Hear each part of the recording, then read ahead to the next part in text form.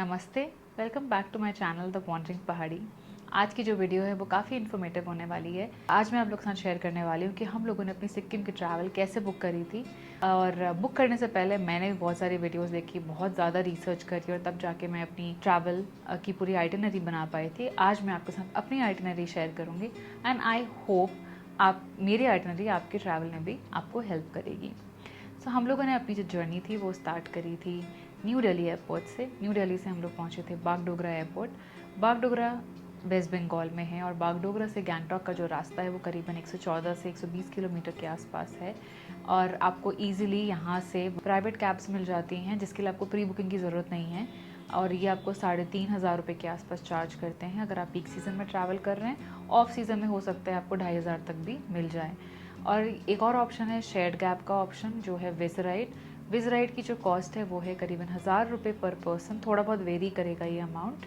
और विज राइड पे आप एडवांस बुकिंग कर सकते हैं, बट विज राइड की जो शायद फर्स्ट कैब स्टार्ट होती है शायद वो 9 बजे या 10 बजे स्टार्ट होती है, बट उसके लिए भी आपको एडवांस बुकिंग करनी पड़ती है।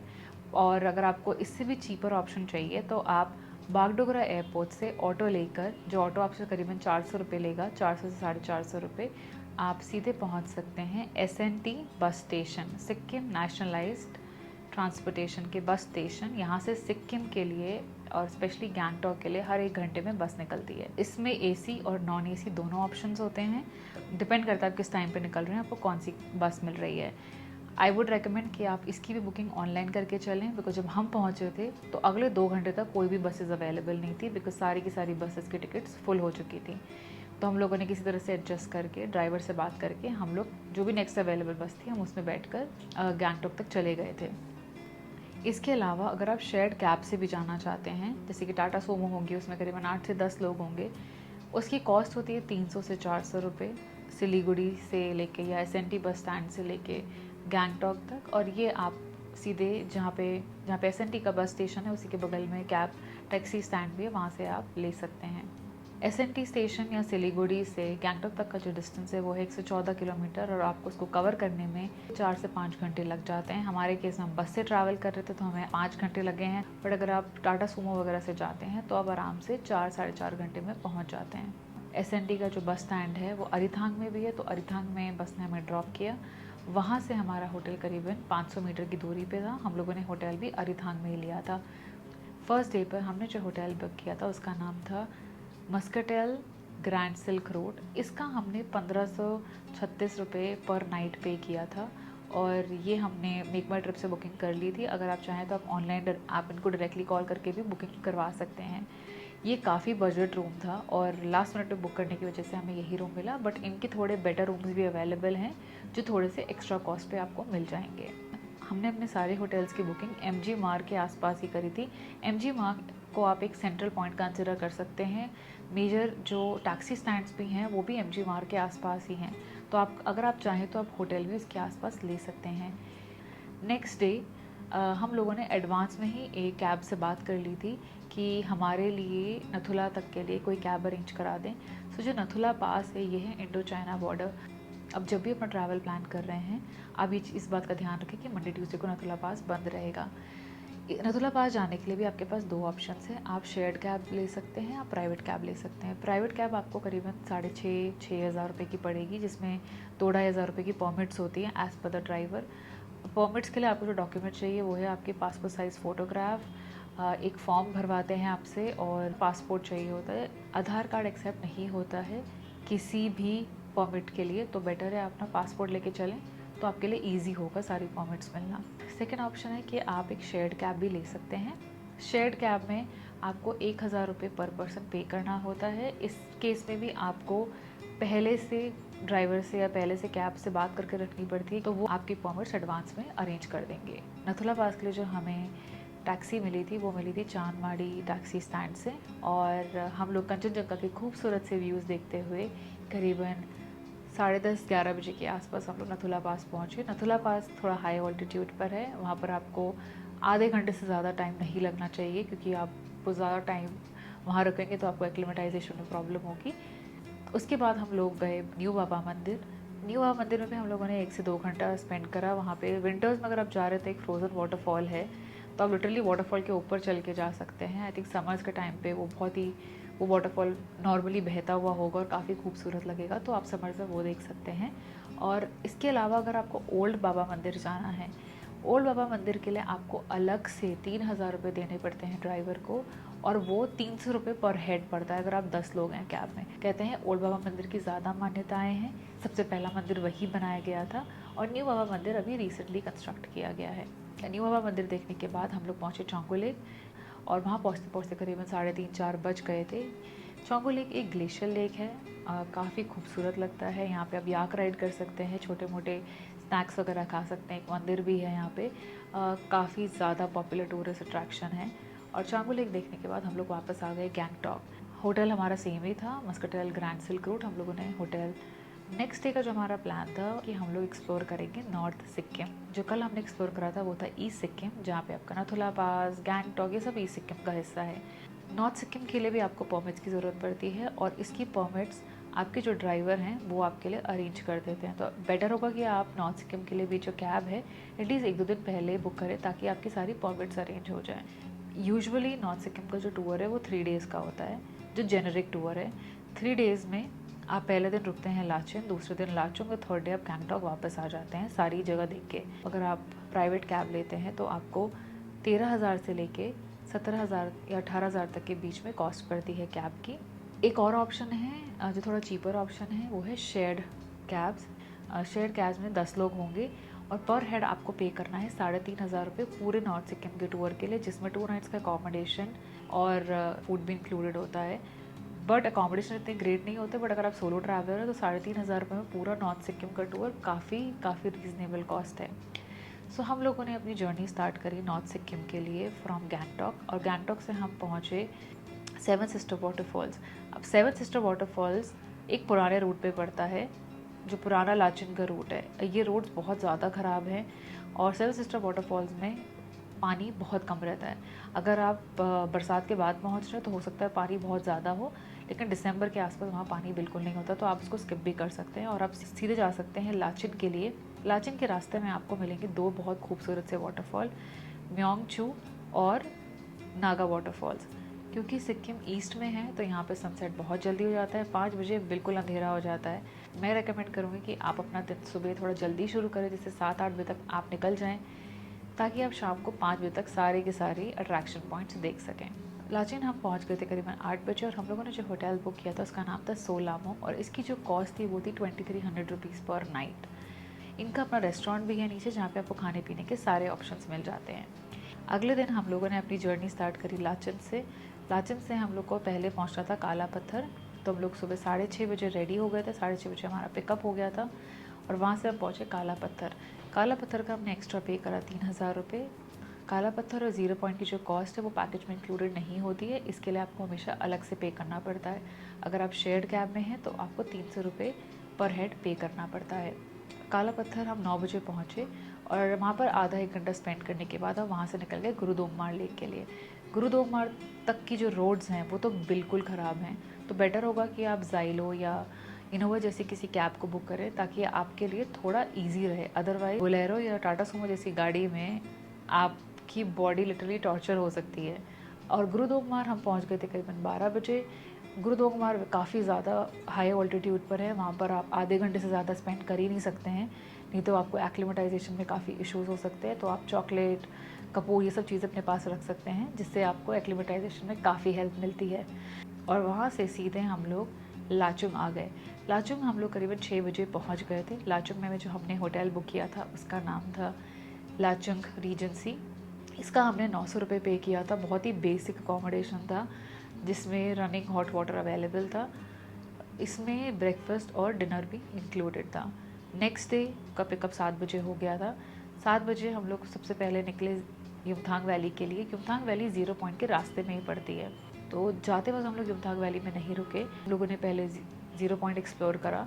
0 पॉइंट में आपको आराम से 1 से 2 घंटा लग सकता है। वहाँ पे अगर आपको कुछ खाना पीना है वो भी मिल जाएगा आराम से, और वहाँ पे बूट्स वगैरह मिल जाते हैं, ताकि आप बर्फ़ में आराम से चल सकें, एंजॉय कर सकें।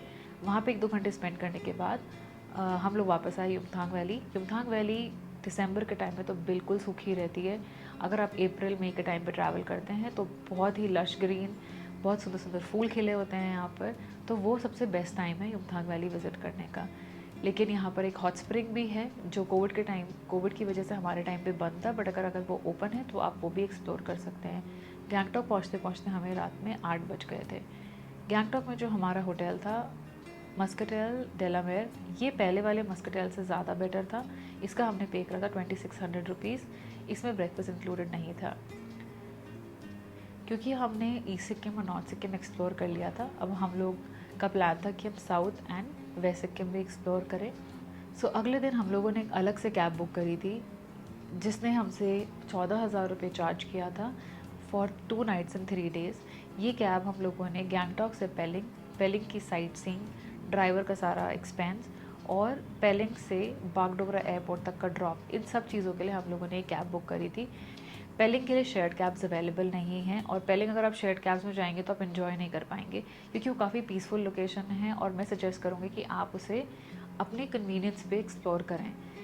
हम लोगों ने अपनी जर्नी स्टार्ट करी गैंगटॉक से हम पहुँचे सबसे पहले टेमी टी गार्डन्स बहुत ही खूबसूरत जगह है। यहाँ पे तो आप पूरा दिन बिता सकते हैं।